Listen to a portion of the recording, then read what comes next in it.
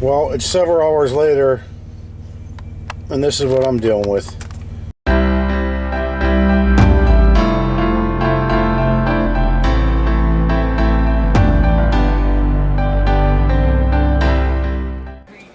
Well, happy Monday, everyone.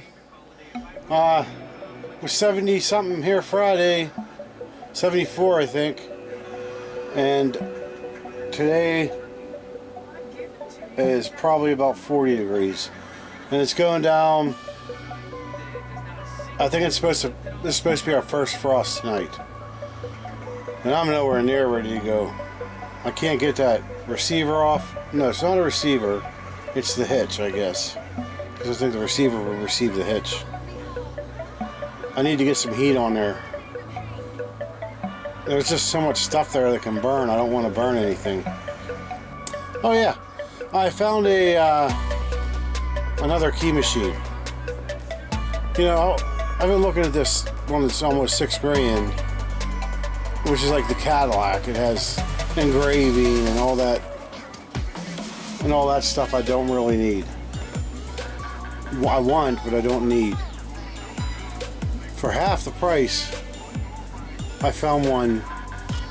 Doesn't engrave. There's a couple things it doesn't do, but that's fine. It's still a CNC computer key cutting machine, or electronic key cutting machine. I can still create from an all keys lost situation. I can make any car key. It doesn't have as many jaws. I can buy them separately down the road. But it's battery powered. It's got a built-in 24 volt, or I think 24 volt or 40 volt lithium battery. And it's lightweight. And I don't need power. I don't need to plug it into anything. That's great. I could charge it while I'm driving. But it comes with another cool device. I don't remember what it's called. I kind of don't remember what it does. Oh, with this device you can take a used transponder or used remote for your car and clear it so it's not locked in anymore, it's not married to that car, and then reprogram it to your new vehicle. I don't know all about how to do that yet. I've never done it, but it does a lot of cool things, and it comes with a regular. It's called a Nomad, JMA Nomad portable duplicator. So for like house keys, and I just want to do quick duplicates.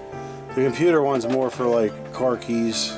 You know, the high security keys, the laser cuts, all that. That'll do that. So it comes with all that. I think there's even one other little thing comes with it. For half the price is just another key machine. So I'm definitely going that route. However, I'm not ready to get it yet because that will take basically all my gas money. So now I got to save a little more of it. I'm just going to start trying to hammer out some side jobs and emergency calls and saving all that money up, and as fast as I can. I got to call that campground in Florida. I'm not going to make it there in 2 weeks. So I'll have to reschedule that, and I already paid for it. So we'll see how this week goes. If I can make an extra $100 a week, it's not going to do much. If I can make an extra $200-300 a week, it'll come a lot faster. So we'll see. Anyway, I'll keep up with you through the week and let you know what's going on. And I'm still looking for a base plate for that tracker. I'm about to just weld something on there. I don't want to get pulled over though. I'm probably going to go ahead and record my heating up and trying to remove this hitch on a separate video, so that maybe I'll get some input from someone who knows what they're doing, because I sure don't. And another problem is where your hooks go for the safety chains, or that's what they would call it on a regular trailer. Here's your safety cables. They're connected to the hitch, not to the receiver. So once I get that out, I no longer have those two eye hooks or whatever they are that would the chains would go to. So I'll have to make something work. There are two frame rails coming up to hold the bumper. I don't know how safe that is. I'm going to do some research on that. Alright, I'll catch you guys a little bit later. What the heck? Really? A little bit too early for this. I just spent an hour on this, trying to get this out with heat. You can see the burn marks on the bumper. Heat, air chisel, sledgehammer, creeping oil, and I might have got thousandths of an inch of a move. I mean, just the slightest little move. No, it's not going. I'm going to work on it tomorrow. Happy Friday. Well, I tried almost everything that I found on YouTube, and I didn't try everything. There's still two things left. One would be using a real torch instead of map gas to heat it up. But that thing was smoking. It was turning red. It was hot. And then the other thing, which is the last resort, I think, is cutting it off with a sawzall. And taking that sawzall blade on the inside, cutting on an angle to get one corner of that, the rest of that hitch cut, which will free it up enough to hit it out from the back.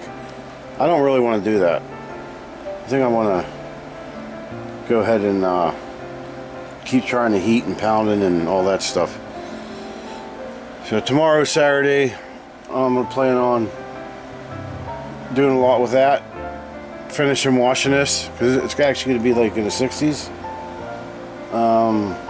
I gotta clean out the van and get rid of it so I can have some more money for gas. I gotta cut the grass here. I'm gonna try to get as much done tomorrow as I can. Right now my back hurts so bad for swinging that sledge. Never had that happen before. But I usually don't leave the hitch inside the receiver like that. I usually take them out if I'm not using them. Otherwise you're just hitting your shin on it all the time. I bought it with that in there, stuck in there like that. So that's where I stand with that. I'm going to relax for a little while. I'll see you guys later. Well, it's Saturday, and I told you guys I have all kind of stuff I need to do today, and all my plans have just changed. Now I got to move the tracker from up there, pull the van out, take the van to go on a emergency service call, about an hour away. Well, I haven't driven this van in a while.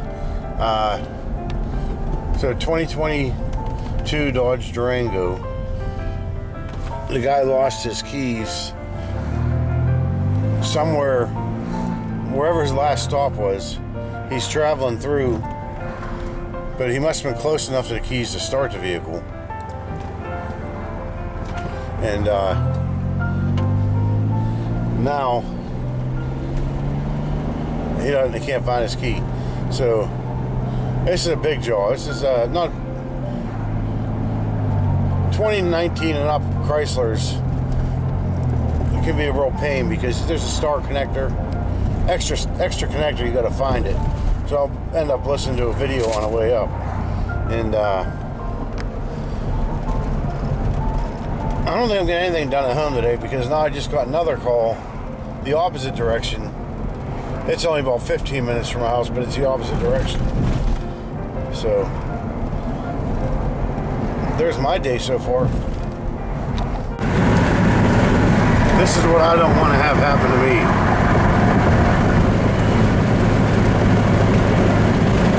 Poor guy. Well, I'm just about there now. Looks like 2 more exits.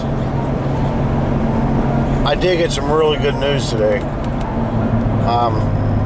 My awesome daughter, who's graduating coming up in May,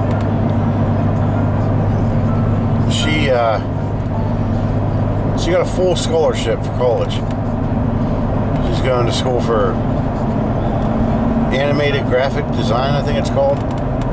Full scholarship.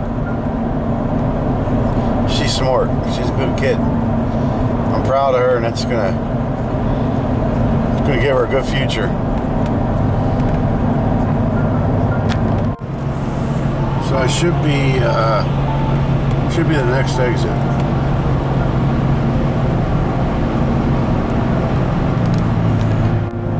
I'm surrounded by Corvettes. There's at least 3 of them.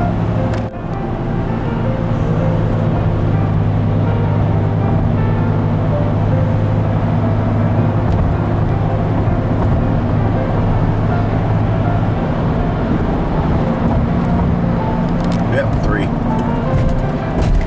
They must be traveling together. We're looking for a Sheetz gas station. Looks like they're going the same way.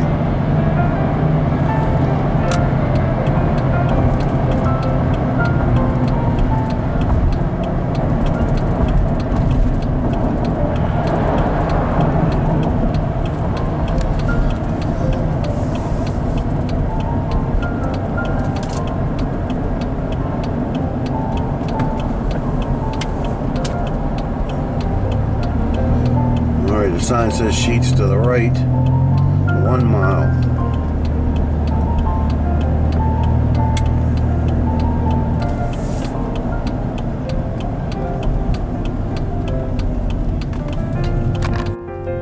I see the Sheetz sign right up there. 379. It's 369 right across the street at the get-go.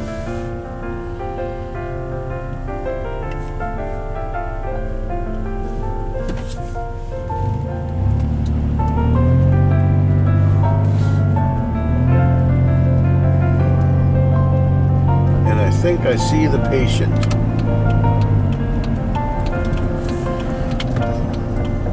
If it's a white Durango, that will be it right there.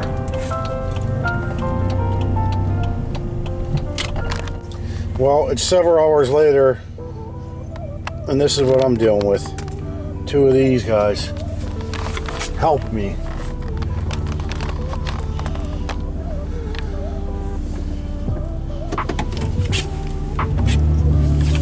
There's the other one.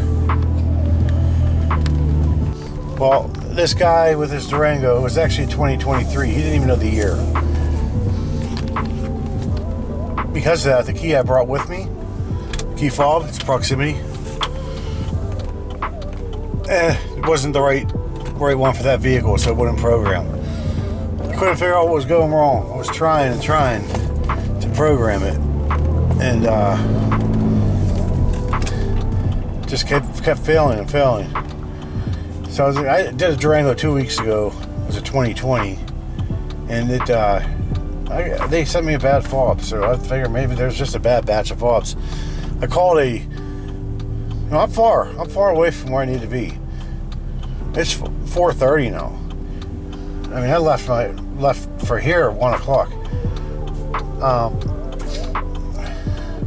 I called a Dodge dealer that I'm familiar with. Alright, my phone rang. Where was I? So, I called a local Dodge dealer at Emerald Cochran. They were only 10 minutes away. I said, I told him 2022 Dodge Durango, I need a key fob. And the guy said, no, it's a 23. And I said, you told us it's a 22. That's a different fob. It's a different FCC number on there.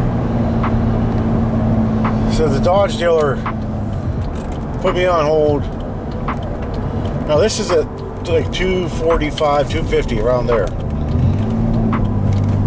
He says, I have one left. I have it in my hand. It's in stock. It's ready to go. He said, it's like 220 bucks. Which isn't bad, but I think it's an aftermarket or a recase. So I was like, sure, we're coming right now. I didn't know they closed at 3. When I got there, they were closed. They couldn't take a card. They could only take cash because the registers were closed. you know, the credit card machine part. So I had to pay out of my pocket $220 for this key,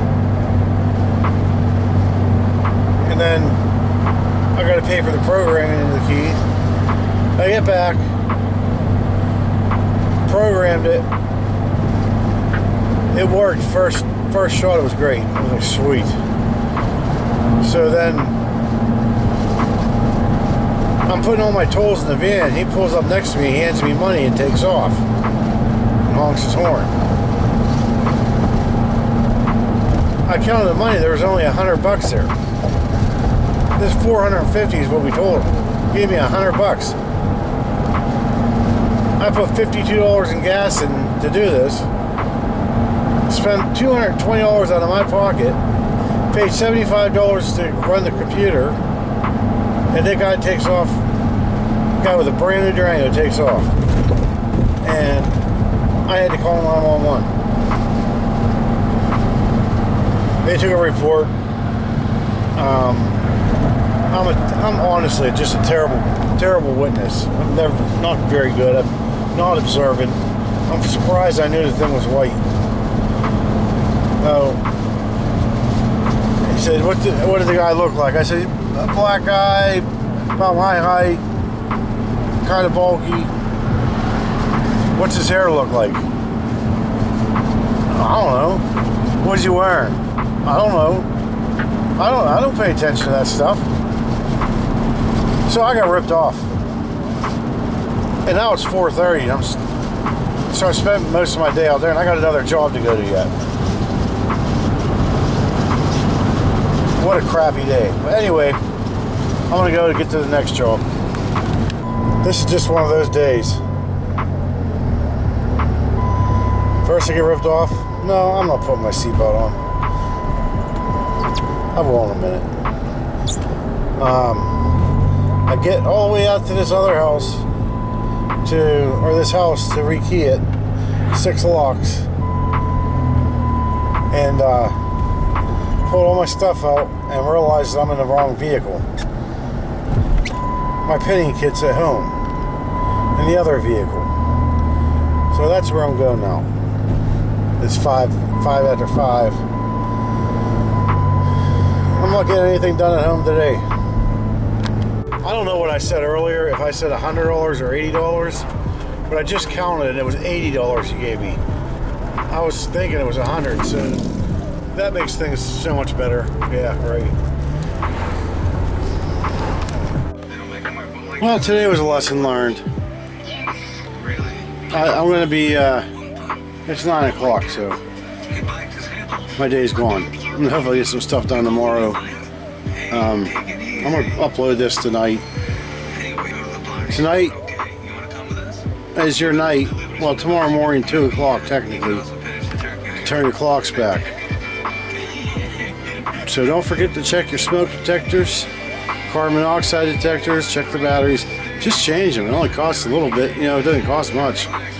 I also like to test all my GFIs, which I only have 2 or 3 in here. And